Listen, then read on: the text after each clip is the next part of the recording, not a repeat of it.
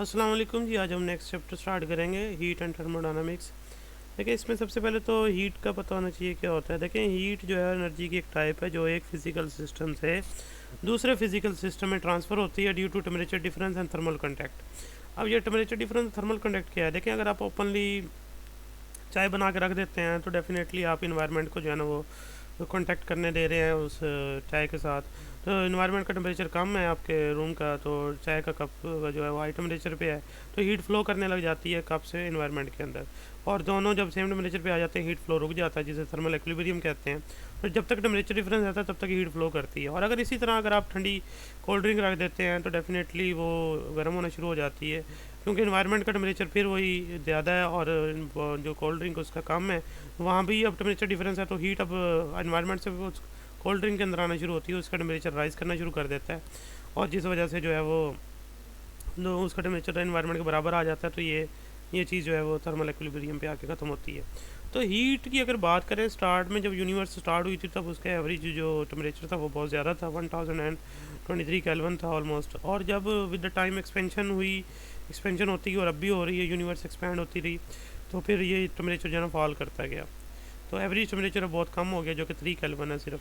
लेकिन अब ये एक बात और है कि आप जो है ना वो near a source of heat रहते हैं, यानी हमारा प्लानट जो है, हमारा जो प्लानट है अर्थ, वो एक स्टार के इर्द रिवॉल्व करता है हैबिटेट जोन के अंदर, जहाँ पर इन्वायरमेंट जो है वो आपका वार्म रहता है और वो लाइफ जो है वो पॉसिबल है यहाँ पे।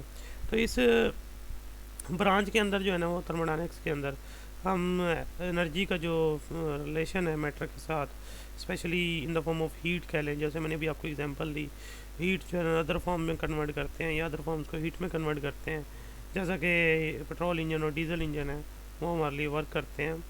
तो ये इंपॉर्टेंट रोल प्ले करती है ये ब्रांच इस फील्ड में, इस टेक्नोलॉजी में। यानी जो एनर्जी अवेलेबल हो पाती है उसको हम यूज़फुल वर्क में या वर्क को एनर्जी में कैसे कन्वर्ट करेंगे। और यहाँ लॉज भी पढ़ेंगे थर्मोडायनामिक्स के, जिससे हमें ये जो हीट एंड थर्मोडायनामिक्स की जो अंडरस्टैंडिंग है वो पहले से ज़्यादा बहुत बेटर होगी। सबसे पहले तो देखें थर्मोडायनामिक्स की डेफिनेशन लिखी हुई है। Thermodynamics is the branch of physics which deal with the transformation of heat energy into mechanical work. यानी इसमें हम ये मेन चीज़ सीखेंगे कि हीट एनर्जी को वर्क में कैसे कन्वर्ट किया जा सकता है और वर्क को हीट में कैसे कन्वर्ट किया जा सकता है। फिर इसमें जो लॉज हैं थर्मोडायनामिक्स के, वो बेसिक लॉज के ऊपर बेस करते हैं, तो वो भी एक्सप्लेन करेंगे, जिससे फ्लो ऑफ एनर्जी भी पता चलेगी और एनर्जी की कन्वर्जन भी पता चल जाएगी। यहाँ पर पहले चीज़ जो दिखाई गई है वो शॉर्ट क्वेश्चन ही हैं, ऐसे ये भी काइनेटिक थ्योरी ऑफ गैस है, यानी जो गैस के बारे में कुछ अजम्पशंस हैं, यहाँ पर पोस्टुलेट्स हैं, वो बताए गए हैं। मैटर जो होता है, देखिए, वो टीनी मॉलिक्यूल से बना होता है, जिसमें कोई भी स्टेट आप ले लें, सॉलिड लिक्विड गैस, वो स्टैटिक नहीं होते। इन केस ऑफ सॉलिड वो अपनी मीन पोजीशन के अराउंड वाइब्रेट करते हैं, और ये vibrational amplitude with the temperature बढ़ जाता है। और टेम्परेचर किसे कहते हैं? Degree of hotness coldness of a body को कहते हैं। तो खैर वो तो मैं अभी बता देता हूँ आपको बाद में, एट दी एंड इस पे टेम्परेचर को कैसे मेजर करना और रिलायबल है हमारे सेंसेस के नहीं।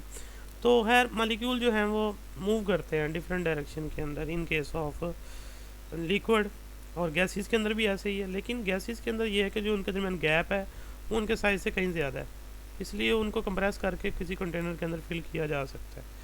जैसे उनके दरमियान कोलिजन होंगे और with the wall of the container भी वो कोलाइड करेंगे, जिसे प्रेशर ऑफ गैस बोलते हैं, क्योंकि जब दीवार पे जाके स्ट्राइक करते हैं मॉलिक्यूल, फोर्स एक्सर्ट करते हैं, मोमेंटम ट्रांसफ़र करते हैं, पर यूनिट एरिया पे जो मोमेंटम ट्रांसफ़र होगा, फोर्स लगेगी, उसे हम प्रेशर ऑफ गैस का नाम देंगे। वो कैलकुलेट भी करेंगे अगले लेक्चर में।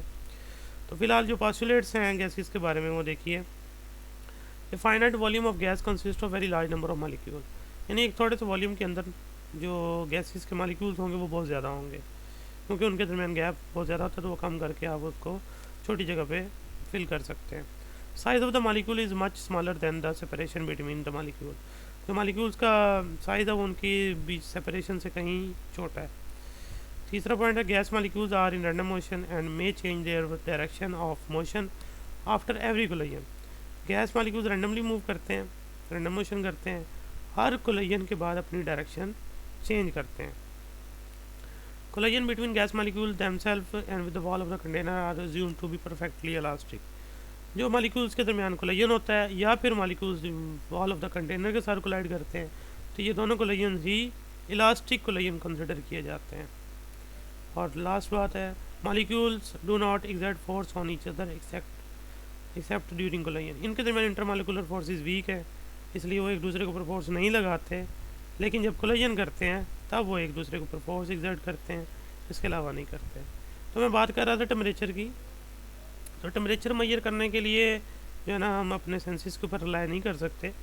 जैसा कि आप सर्दी में अगर आप ओपन स्पेस में लोहे को हाथ लगाएं, लोहे वाली चीज़ को, और आपको वो ठंडी लगती है, लेकिन अगर उसी जगह पर मौजूद लकड़ी को हाथ लगाएंगे तो आपको इतनी ज़्यादा ठंडी नहीं लगती। तो हालांकि दोनों का टेम्परेचर सेम है, तो क्योंकि लोहा अच्छा कंडक्टर था, आपने जब उसको फिजिकली टच किया तो आपकी हाथ की हीट जो है ना वो कंडक्ट करने लगा, जिस वजह से आपको वो ठंडा फील हुआ है। लकड़ी ऐसा नहीं कर सकती, वो इंसुलेटर है, इस वजह से वो आपको इतना ठंडा फील नहीं हुई। इसी तरह अगर आप देखें एवरीडे लाइफ में, अब आप सर्दियाँ आ रही हैं देखें, तो सर्दियों में जो घर में मोटर पंप लगी हुई है वो उसका पानी जो होता है बिल्कुल फ्रेश वाटर लगता है, यानी वार्म लगता है थोड़ा, लेकिन गर्मियों में वही वाटर में ठंडा लग रहा होता है। अब देखें वो पानी का टेम्परेचर चेंज नहीं होता, वो सेम रहता है, वही 21 से लेकर 25 सेंटीग्रेड तक है। अब गर्मियों में देखें हम 45 तक चले जाते हैं, 50 तक भी चले जाते हैं टेम्परेचर जो है। तो वहाँ पर जो 45 पे खड़े होके जब आप हाथ लगाएंगे 25 वाले वाटर को, डेफिनेटली वो आपको ठंडा ही लगना है।